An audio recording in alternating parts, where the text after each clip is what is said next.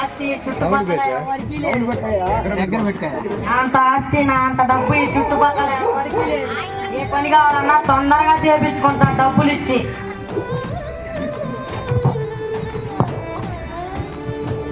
తిరిగిరా వాడికి వెళ్ళి తిరిగిరా. ఒకప్పుడు నువ్వు సంఘానికి బాగా వచ్చేవాడు, ఈ మధ్య సంఘానికి కూడా రావట్లేదు, ఏమైంది?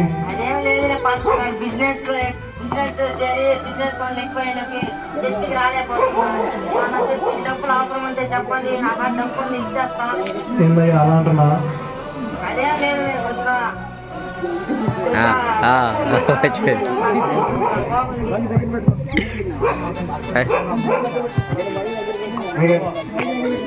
నాకు డబ్బులు లేదు. చర్చికి కావాల్సిన డబ్బులు ఇస్తాను, చూసుకోండి అయ్యా. మర్చిపోయినరా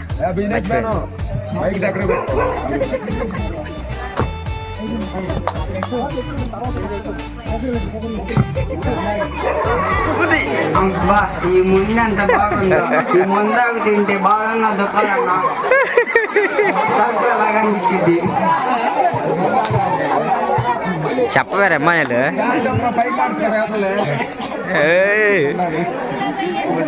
అబ్బా ఈ ముందు అంత బాగుందా? మన్నా పాస్టర్ గారు ఏందయ్యా ఒకప్పుడు సంఘానికి వచ్చేవాడు, ఇప్పుడు మారిపోయా.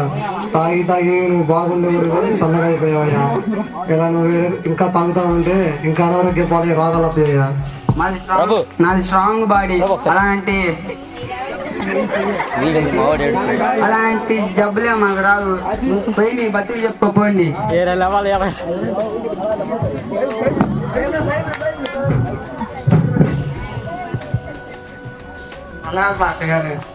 అనాలయ్యా కోటేసు, ఏంది మధ్యలో కొద్దిగా సెల్లికి అట్రాక్ట్ అయితే సినిమాలు చూస్తా కొద్దిగా ఈ లోకం మాయలో పడుతున్నామంట జనాలు చెప్తూ ఉన్నారు. అదే లేదు పాస్టర్ గారు, అందరు నా మీద అబద్ధాలు చెప్తున్నాను. అంత భక్తులు మీకు తెలుసుగా పాస్టర్ గారు, మీకు తెలుసుగా పాస్టర్ గారు. వాళ్ళ మాటలే నన్ను అనుమానిస్తారా పాస్టర్ గారు? అలాంటిది ఏం లేదయ్యా, మామూలుగా అడిగా. అమ్మయ్య తప్పించుకున్న పాస్టర్ గారికి ఏదో ఒకటి చెప్పి.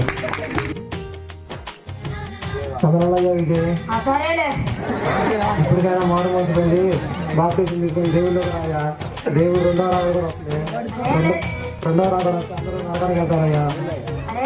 పాస్టర్ గారు నేను చిన్నప్పటి నుంచి వస్తాను, ఇప్పుడు పెద్ద దేవుడు వచ్చేది నేను నరకలో పడేది. పోయి మీ బతుకు చెప్పుకోకుండా.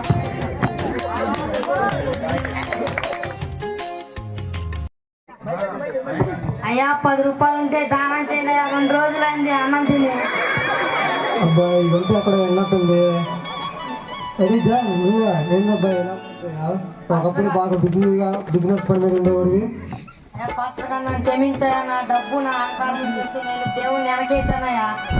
నాకు మా బిజినెస్ లో నష్టం వచ్చి నా ఆస్తి నా బంగారం మొత్తం పోయిందా. నా కుటుంబం నన్ను రోడ్లు పాలు చేసిందయ్యా. నాకు ఇప్పుడు ఏం లేదయ్యా. నా గురించి పాపం చేయండి. నేను మారు మర్చిపోయింది, ప్రతిరోజు చర్చికి వస్తాను. సరేనా బిడ్డలు దీవించి తండ్రి, బిడ్డలు మారు మనిషి దయచేస్తారమ్మా. నేను శరీరం నడిపిస్తున్నాను పడుతుంది.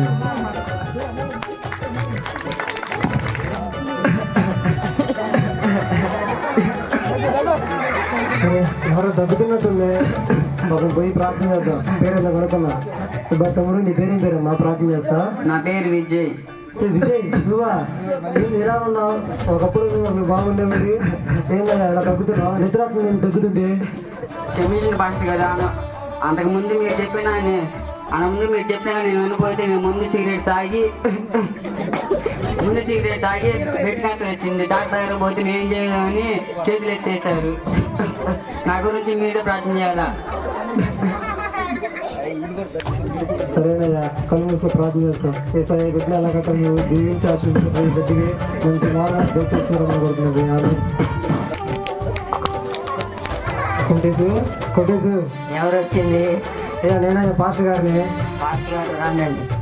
ఏందయ్యా కొట్టేసి, కొన్ని రోజుల నుంచి అసలు సంఘానికే రాలేదు, ఏమైంది అసలుకి? నన్ను క్షమించిన పాస్టర్ గారు, అందరు నా మీద చెప్పేది నిజమే పాస్టర్ గారు. నేను సినిమాలు చూస్తా, ఫోన్కి అట్రాక్ట్ అవుతా, నిజమే పాస్టర్ గారు. నాకు మరుసటి రోజు యాక్సిడెంట్ జరిగింది పాస్టర్ గారు. బైక్ మీద వెళ్తుంటే హాస్పిటల్కి వెళ్తే కళ్ళు దెబ్బ తగిలింది పాస్టర్ గారు. కళ్ళుకి ఆపరేషన్ చేయాలన్నారు.